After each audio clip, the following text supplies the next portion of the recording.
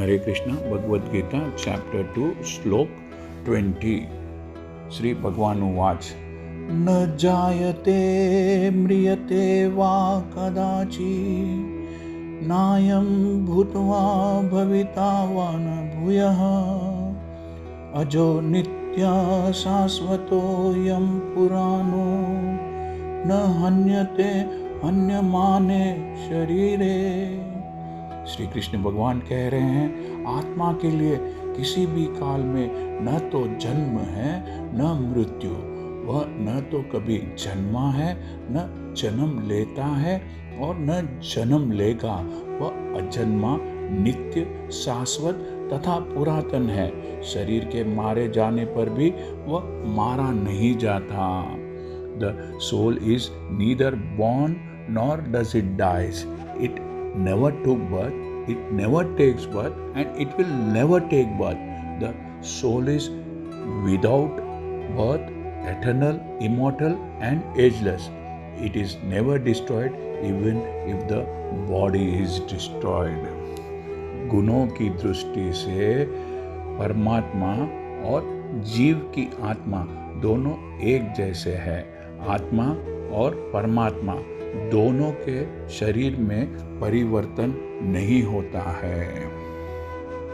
कभी कभी आत्मा को स्थायी, परमानेंट या कूटस्थ कहा जाता है। शरीर में 6 प्रकार के रूपांतर होते हैं। वह माता के गर्भ में जन्म लेता है, कुछ काल तक रहता है, बढ़ता है, कुछ परिणाम उत्पन्न करता है, धीरे धीरे क्षीण होता है और अंत में समाप्त हो जाता है। The body is subject to 6 kinds of transformations. It takes its birth in the womb of the mother's body, remains for some time, grows, produces some effects, gradually fades and at last vanishes. आत्मा अजन्मा है, अर्थात आत्मा का जन्म नहीं होता, किंतु क्योंकि वह भौतिक शरीर धारण करता है अतः शरीर जन्म लेता है। आत्मा न तो जन्म लेता है न मरता है। जिसका जन्म नहीं होता है उसकी मृत्यु भी नहीं होती है, और क्योंकि आत्मा जन्म नहीं लेती अतः उसका न तो भूत है, न वर्तमान है, न ही भविष्य है। अर्थात आत्मा का न तो पास्ट है, न तो प्रेजेंट है, न फ्यूचर है। वह नित्य, शाश्वत तथा सनातन है। Soul is eternal, everlasting, ageless. अर्थात उसके जन्म लेने का कोई इतिहास नहीं है, कोई हिस्ट्री नहीं है। शरीर के प्रभाव में आकर आत्मा के जन्म, मरण आदि का इतिहास माना जाता है। आत्मा शरीर की तरह कभी भी वृद्ध नहीं होता, ओल्ड नहीं होता, अतः तथाकथित सो कॉल्ड वृद्ध पुरुष भी, बूढ़ा इंसान भी अपने में बाल्यकाल, बचपन की या युवावस्था जैसी, यंगस्टर जैसी स्पिरिट पाता है। शरीर के परिवर्तन, शरीर के बदलाव का आत्मा पर कोई प्रभाव नहीं पड़ता है, आत्मा पर कोई असर नहीं होता है।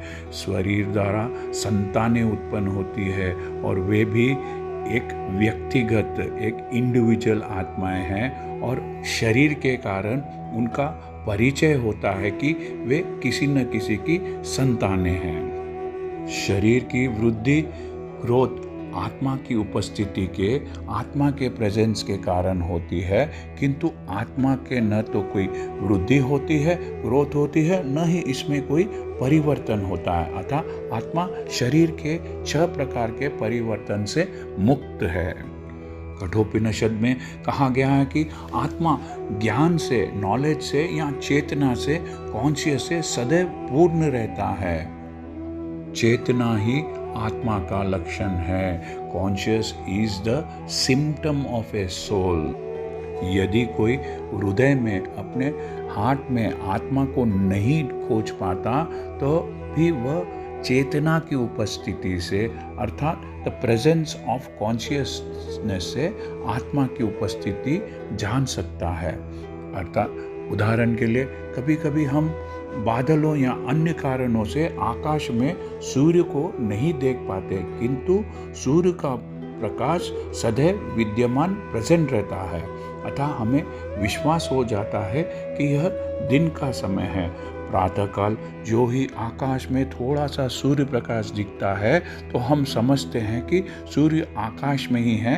और इसी प्रकार क्योंकि शरीर में चाहे पशु के हो या मनुष्यों में कुछ न कुछ चेतना रहती है, अतः हम आत्मा की उपस्थिति को, आत्मा के प्रेजेंस को जान लेते हैं। किंतु जीव की यह चेतना, मनुष्य की यह कॉन्शियसनेस परमेश्वर की चेतना से भिन्न है, अलग है। परमात्मा तो सर्वज्ञाता है, भूत, वर्तमान और भविष्य के ज्ञान से पूर्ण। This consciousness of the soul is, however, different from the consciousness of the Supreme, because the Supreme Consciousness is having all the knowledge of past, present and the future. जीव की चेतना विस्मरणशील है, भूलने वाली है। जब आत्मा अपने असली स्वरूप को भूल जाता है तो उसे कृष्ण के उपदेश से शिक्षा और प्रकाश, एजुकेशन एंड एनलाइटमेंट प्राप्त करना होता है। किंतु कृष्ण विस्मरणशील, फॉरगेटफुल जीव नहीं है। यदि वे भूलने वाले होते तो उनके द्वारा दिए गए भगवद गीता के उपदेश व्यर्थ हो जाते, वेस्ट हो जाते। आत्मा के दो प्रकार है, एक तो अनुआत्मा मतलब एक जीव की आत्मा, और दूसरा है विभु आत्मा अर्थात परमात्मा। परमात्मा और अनुआत्मा दोनों शरीर रूपी उसी वृक्ष में, उसी पेड़ में, जीव के हृदय में विद्यमान है, प्रेजेंट है। और जो अनुआत्मा सभी इच्छाओं और शोकों से मुक्त हो चुका है, वही भगवत कृपा से आत्मा की महिमा को, द ग्लोरी ऑफ सोल को समझ सकता है। यहाँ पर कृष्ण परमात्मा है और अर्जुन अनुआत्मा के समान है, जो अपने वास्तविक स्वरूप को, ओरिजिनल फॉर्म को भूल गया है, अतः उसे कृष्ण द्वारा या उनके प्रामाणिक प्रतिनिधि गुरु द्वारा प्रबुद्ध किए जाने की आवश्यकता है। हरे कृष्णा। यदि यह चैनल आपको पसंद आया है तो सब्सक्राइब दबाकर सब्सक्राइब कीजिए और इस चैनल को लाइक कीजिए। Thank you. हरे कृष्णा।